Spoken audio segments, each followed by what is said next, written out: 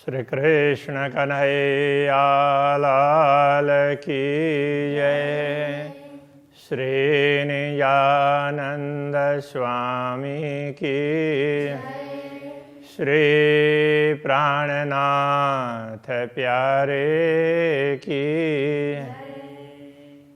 अरस भोम की एक कंकड़ी, तीन आगे एक छुए नाहे। तो क्यों दीजे बका शुभान को, सिफत इन जुवाए। सिफत इन जुवाए। श्री कृष्ण कन्हैया लाल की।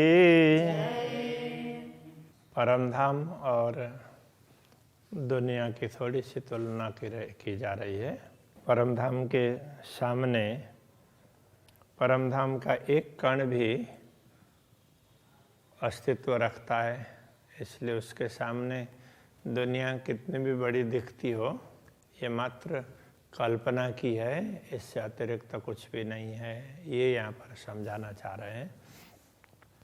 अरस जिमी सब वाहिदत, परमधाम की भूमि है, सब अद्वैत स्वरूप में है।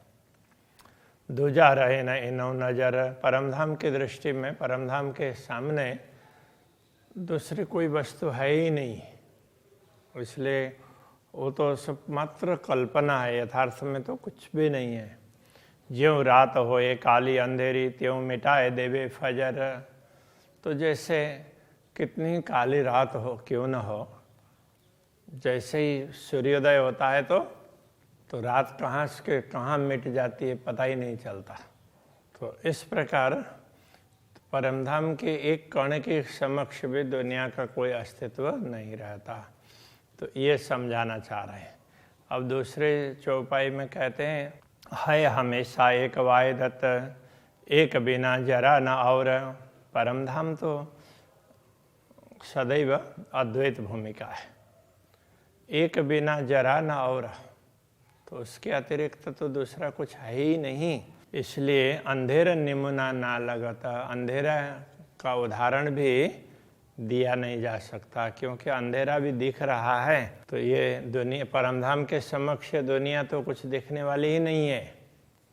तो अंधेरा भी दिखता है, फिर प्रकाश होता है तो अंधेरा मिटते हुए भी पता चलता है। किंतु दुनिया परमधाम के समक्ष कुछ भी नहीं है, एक मात्र एक कोरी कल्पना है, ये कहना चाहते हैं। अंधेरा राखत है ठौर, कहने का तात्पर्य अंधेरा तो कहीं दिख तो रहा है, उसका तो कोई ठिकाना दिख रहा है। वास्तव में दुनिया कुछ दिखती ही नहीं है। इसके लिए दूसरा उदाहरण देते हैं। ए 14 तवक कछुए नहीं, वेदों कया आकाश फूल।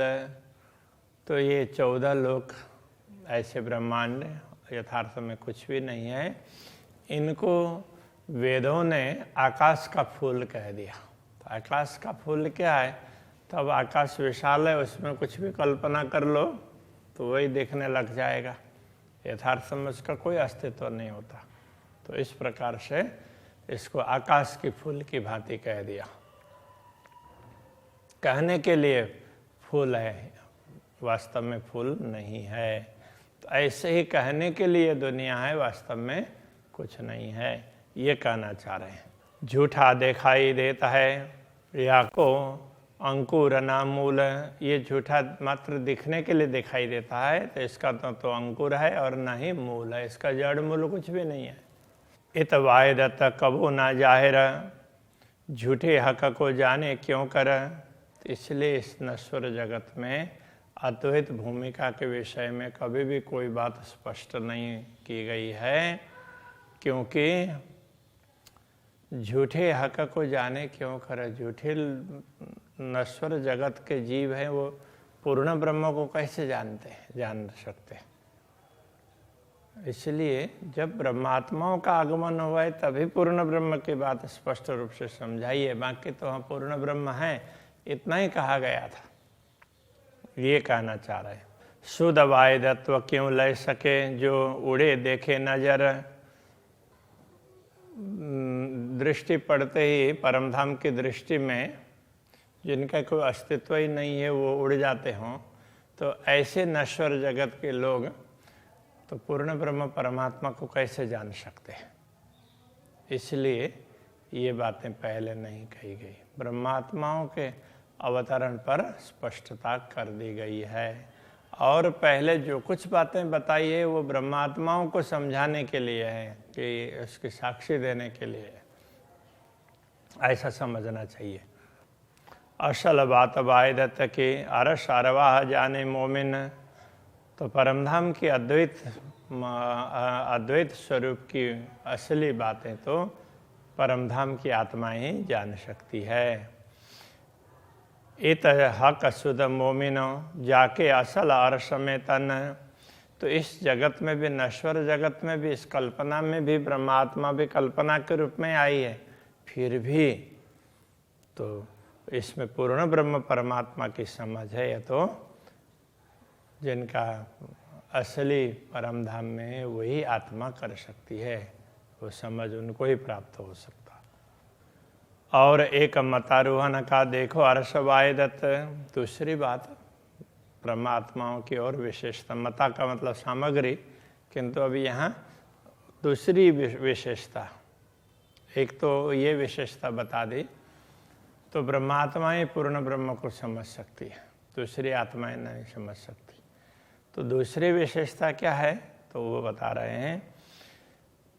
देखो अर्श वायदत, ये जो अद्वैत भूमि का परमधाम है, ये भी ये ब्रह्मात्माओं के ही अद्वैत स्वरूप में है, तो ब्रह्मात्माओं से परमधाम है। तो पूर्ण ब्रह्म परमात्मा श्रीराज जी, उनसे श्यामा जी, श्यामा जी से ब्रह्मात्माएं, और ब्रह्मात्माओं से परमधाम। इसलिए ब्रह्मात्माओं से ही ये परमधाम है, तो उनके ब्रह्मात्माओं के अंदर परमधाम है, ये कहना चाह रहे हैं। ये दूसरी विशेषता है ब्रह्मात्माओं के। लीजो मोमिन दिल में ये हक अरस न्यामत, ये परमधाम की संपदा, इसलिए ब्रह्मात्माओं तुम ही अपने हृदय में धारण कर लो। तो ब्रह्मात्मा ही धारण कर सकती है, इसलिए तुम कर लो। नहीं न एक रूह के जो सुख लेवे परवरदिगार, तो जब अक्षरातीत के दर्शन करती है ब्रह्मात्माएं, तो एक आँख मानो, और इंद्रियां तो अपना अपना अलग अलग काम कर रही है, तो आँख दर्शन करती है तो भी तो वो सुख लेती है अक्षरातीत के दर्शन का।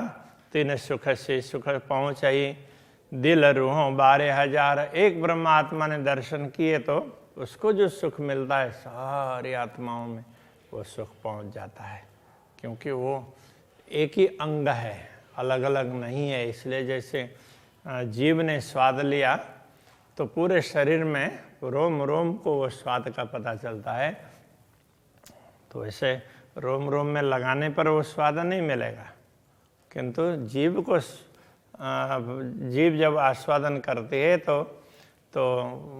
वो स्वाद सबको पहुंच जाता है। तो इसी प्रकार से तो ये कहना चाह रहे हैं, तो एक आत्मा भी राज्य के दर्शन करती है तो सबको उसके दर्शन का लाभ मिलता है। एक रूह बात करे कसों सुख लेवे रस रसनाएं, एक ब्रह्मात्मा अक्षरातीत धामधनी से बात करती है, रसना का सुख प्राप्त लेकर रही है, तो सुख रूह आवत दिल 12,000 के माहें। तो वो जो सुख ले रही है वो सब ब्रह्मात्माओं को स्वतः प्राप्त होता है। तो ये सब परमधाम में संभव है, तो दुनिया में ऐसा नहीं दिखता है, इसलिए ये बात समझने में भी थोड़ी सी अटपटी जैसी लगती है। हक बोलावे रूह एक को सो सुख पावे अतंत, तो एक ब्रह्मात्मा को राज्य ने बुलाया तो वो सुख सारे ब्रह्मात्माओं को लगता है कि राज्य मुझे ही बुला रहे हैं। सो बात सुन रूह की सब रूहें सुख पावत, तो अक्षरातीत धामधनी की बात सुन करके सारे ब्रह्मात्माओं को वही सुख प्राप्त होता है, जो सुख जिस ब्रह्मात्माओं को बुला रहे हैं उसको प्राप्त हो रहा है। रूह सुख हर एक बात कहा कसम अरस में लेवत। तो ब्रह्मात्माएं परमधाम में एक एक बात का सुख प्राप्त करती है अक्षरातीत धामधनी से। सो सुख सुन रुए सबे दिल अपने देवत। तो वो सुख सुन करके तो जो सुख उनको मिलता है तो ब्रह्मात्माएं अपना दिल भी इसी प्रकार से राज्य को दे ही देती है। तो वो उसी में मस्त रहती है, दिल देती है कहने का तात्पर्य। तो हक़ें कया रस अपना मोमिनों का जो दिल है, इसलिए ब्रह्मात्माओं के हृदय को पूर्ण ब्रह्म परमात्मा ने अपना धाम कहा है। तो सबल आए बाय दत्त में जो यूँ सुख ले तहिल मिल।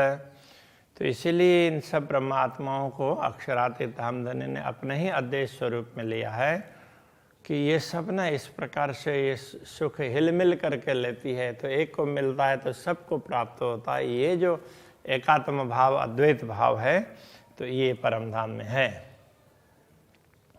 इन विद सुख केते कहूँ अरस अरवा मोमिन। ऐसे परमधाम की आत्माओं को जो सुख प्राप्त होता है, ऐसे कितने सुखों की बात करें।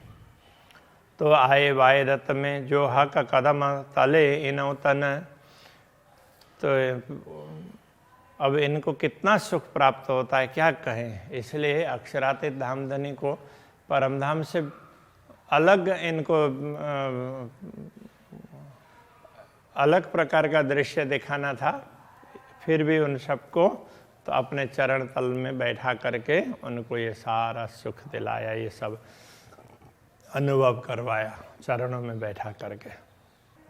तो राज्य के चरणों में ही ये सब ब्रह्मात्मा है, इसलिए तो ये सब राज्य के ही अद्वैत भाव के अंतर्गत हैं, उनसे अलग है ही नहीं।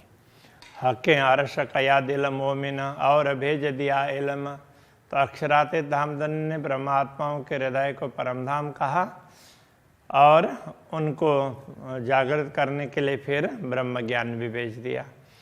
क्यों आवे अरस दिल झूठ में इता है हक का हुक्म। तो परमधाम की आत्माएं नश्वर जगत में तो नहीं आ सकती, किंतु अक्षरातीत धामधनी का आदेश है, इसलिए तो केवल उनको थोड़ी देर के लिए ये आभास होता है। ताथे वर्णन इन दिल अरस हक का होए। इसीलिए इस दिल से भी अक्षरातीत धामधनी का वर्णन संभव हो रहा है, अन्यथा परमधाम का वर्णन अक्षरातीत धामधनी का वर्णन ये संभव नहीं है। हक के इश्क से जल जाए और जरा न रहवे कोई।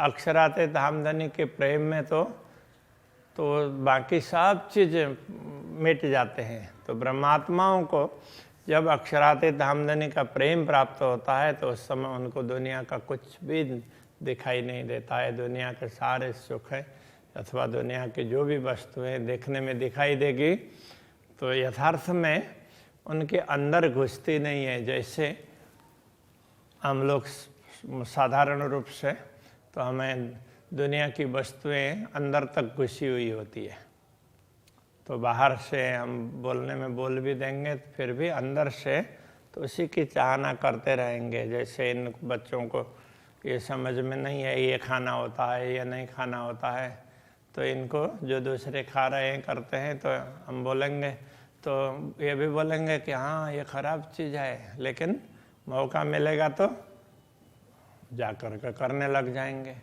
तो इस तरह से कि ये समझ नहीं है, परमधाम की आत्माओं के को ये समझ होगी, ये कहना चाह रहे हैं। उनको वो अंदर से ये चीज़ अंदर घर नहीं करेगी, तो जो भी है वो सब बाहर बाहर ही रहेगी, अंदर तक वो घर करके नहीं बैठेगी। इन दिल को अरसतो कया जो खोल दिए बक्का द्वार।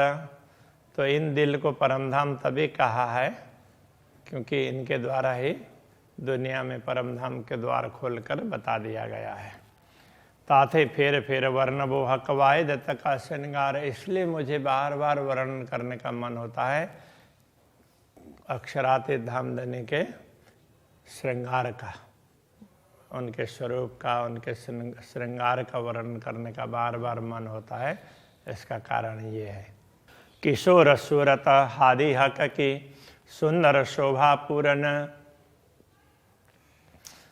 पूर्ण ब्रह्म परमात्मा श्री राजी और श्यामा जी का स्वरूप है, किशोर स्वरूप है, सुंदर शोभा पूर्ण, सुंदर शोभा से परिपूर्ण है। मुख कमल कहूँ मुकुट की, मुख कमल और मुकुट, पीछे सवा अंग वस्त्र भूषण। तो पहले अब उनके मुख कमल का वर्णन करते हैं, फिर मुकुट का वर्णन करते हैं, फिर सवा अंग वस्त्र भूषण, उनके सभी अंगों में वस्त्र और आभूषण पहने हुए जो जिस प्रकार से है उनका वर्णन फिर करेंगे। नख शिखलों वर्णन करो, याद कर अपना तन। तो अपना तन परमधाम में है और वो अक्षरातीत के सम्मुख बैठा है, ये स्मरण करके तो अक्षरातीत धामधनी के स्वरूप का वर्णन करते हैं।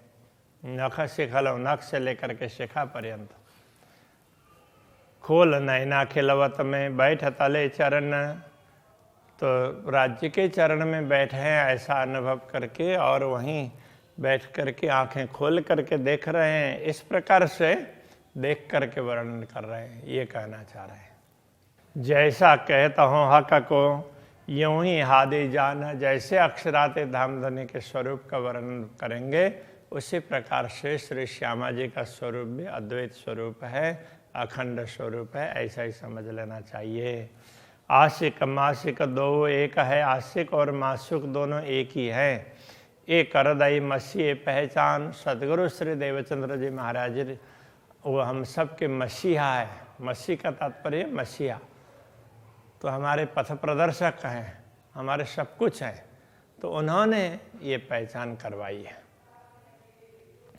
जुगल किशोर तो कहे, जो आशिक मासुक एक अंग, आशिक और मासुक दोनों एक ही अंग है, प्रिया और प्रियतम वो एक ही है, इसलिए युगल स्वरूप कहा, युगल किशोर ऐसा कहा है।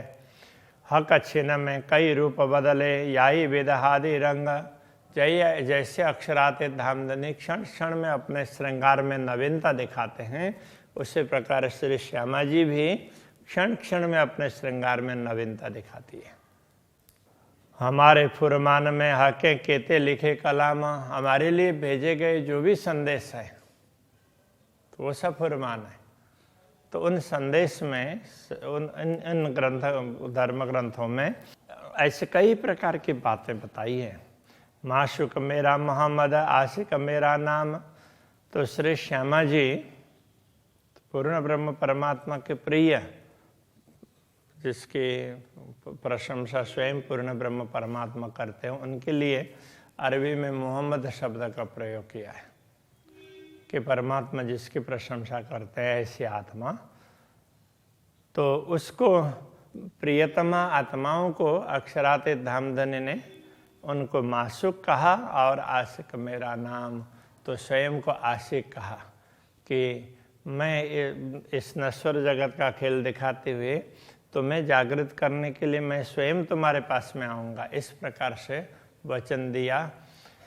और तो ब्रह्मात्माओं को जगाने के लिए वो स्वयं आए हैं। इस प्रकार की बातें धर्म ग्रंथों में विभिन्न स्थानों में लिखी गई है। ये सारे साक्षी ग्रंथ हैं, इन साक्षी ग्रंथों को हम समझेंगे उसी प्रकार से समझना चाहिए, साक्षी ग्रंथ है। और जो मूल बातें हैं वो स्वयं पूर्ण ब्रह्म परमात्मा ने प्रकट होकर के समझाया है। तो यथार्थम वाणी इसको मूल रूप से पूर्ण ब्रह्म परमात्मा का सीधा सीधा संदेश ऐसा माना है। तो अभी यही रखते हैं। श्री कृष्ण कन्हैया लाल की जय। आशिक मेरा नाम, आशिक मेरा नाम, हमारे फुरमान में हके केते लिखे कलाम, हके केते लिखे कलाम। माशुक मेरा मोहम्मद, माशुक मेरा मोहम्मद, आशिक मेरा नाम, आशिक मेरा नाम, आशिक आशिक मेरा नाम